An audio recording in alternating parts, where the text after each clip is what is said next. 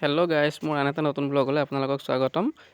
আজি আমি যাবলৈ ওলাইছিলোঁ ৰয়িং, অৰুণাচলৰ ৰয়িঙলৈ যাম। ঢলা-শদিয়া দলং পাৰ হৈছোঁ। ঢলা-শদিয়া দলং পাৰ হৈ আহি কিছু প্ৰাকৃতিক দৃশ্যাংশ দেখাইছোঁ। শদিয়া দলং পাৰ হ'লোঁ। ঢলা-শদিয়া দলংখনৰ ভূপেন হাজৰিকাৰ সেতু বুলিও জনা যায়। আমি আহি ILP বনালোঁ। বনোৱাৰ পিছত ৰয়িঙত প্ৰৱেশ কৰিলোঁ, অৰুণাচল। ৰয়িঙৰ চাওকচোন, এই পাহাৰৰ আমি নিচেই কাষত আৰু কিছু সময়ৰ পিছতে আমি ৰয়িং পামগৈ। ৰয়িং বজাৰখনো আপোনালোকক দেখাই দিছোঁ। ৰয়িং বজাৰৰ মাজে মাজে আমি যাম, ৰয়িং টাউনখনৰ মাজেদি যাম, গৈ আছোঁ। আৰু বেছি সময় নাই, অলপ সময়ৰ পাছতে আমি ৰয়িঙৰ দলংখন পামগৈ, ৰয়িং নদী পামগৈ। খুব সুন্দৰ এটা পৰিৱেশ, মনোমোহা এটা পৰিৱেশ অৰুণাচল প্ৰদেশৰ। আৰু আমি জাষ্ট ৰয়িং সোমামহি আৰু বেছি সময় নাই। আপোনালোকে ইয়ালৈ কোন কোন আহিছে কমেণ্ট এটা কৰি জনাবচোন, আৰু কেনেকুৱা পাইছে ঠাইডোখৰ জনাব। মই এইবাৰ ফাৰ্ষ্ট টাইম আহিছোঁ ৰয়িঙলৈ বুলি। ঘৰৰ সপৰিয়ালে আহিছিলোঁ।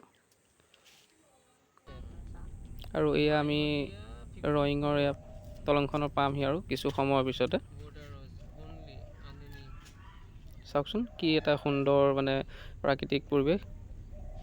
আমি পাহাৰৰ নিচেই কাষত পামহি। আৰু আমি আহি ৰয়িং পালোহি। বৰ্তমানে পানী শুকাই আছে। পানী দেখিছেনে কি ধুনীয়াকৈ পানীখিনি নামি আহিছে। এতিয়া কেৱল চাৰিওফালে পাহাৰ আছে আৰু পাথৰৰ মাজে মাজে পানী নিগৰি গৈ আছে। এইখনেই হৈছে ৰয়িং দলংখন। ৰয়িং দলঙৰ কিছু দৃশ্যাংশ, দলঙৰ পৰা কিছু দৃশ্যাংশ দেখাইছোঁ। চাওকচোন কি সুন্দৰ পৰিৱেশ। ইফালে কহুৱা ফুলি আছে, এইফালে পানীৰ কুলু কুলু শব্দ নিগৰি হৈ আছে। আৰু এইফালে আছে দেখিছেনে পাহাৰটো। আৰু তাৰ কাষতে আছে, সোঁফালে অলপমান আহিলে হৈছে ষ্টন হিল ৰিজৰ্টখন হয়। চাওকচোন, আমি গধূলি সময়ত পাইছিলোঁগৈ ষ্টন হিল ৰিজৰ্টত। আৰু তাৰ চাৰিকাষটো দেখুৱাইছোঁ ষ্টন হিল ৰিজৰ্টৰ। এইফালেদি সোমাই যাব লাগে আৰু সোঁফালে গ'লে তাত নদীলৈ যাব পাৰি। আৰু চাওক ৰয়িং নদীখন কি সুন্দৰ এটা পৰিৱেশ। দেখুৱাইছোঁ আপোনালোকক। চাওক পানী বৰ্তমান শুকাই আছে, বেছি পানী নাই। সেই গতিকে ইমান শব্দও হোৱা নাই। আৰু কি হয় তাত খুব বতাহ মাৰে, খুব ঠাণ্ডা এটা পৰিৱেশ। এইখিনি হৈছে চাৰিওকাষটো। এই ছাইডত সেইখিনি আছে, কটেজখিনি আছে, তাতে আপোনালোকে থাকিব পাৰিব। আৰু সুন্দৰ খোৱা বোৱা ব্যৱস্থাও আছে। এইফালে চাৰিওকাষে সৰু সৰু কটেজো আছে, তাতে আপুনি ফেমিলি লৈ ধুনীয়াকৈ থাকিব পাৰিব, খোৱা বোৱা কৰিব পাৰিব।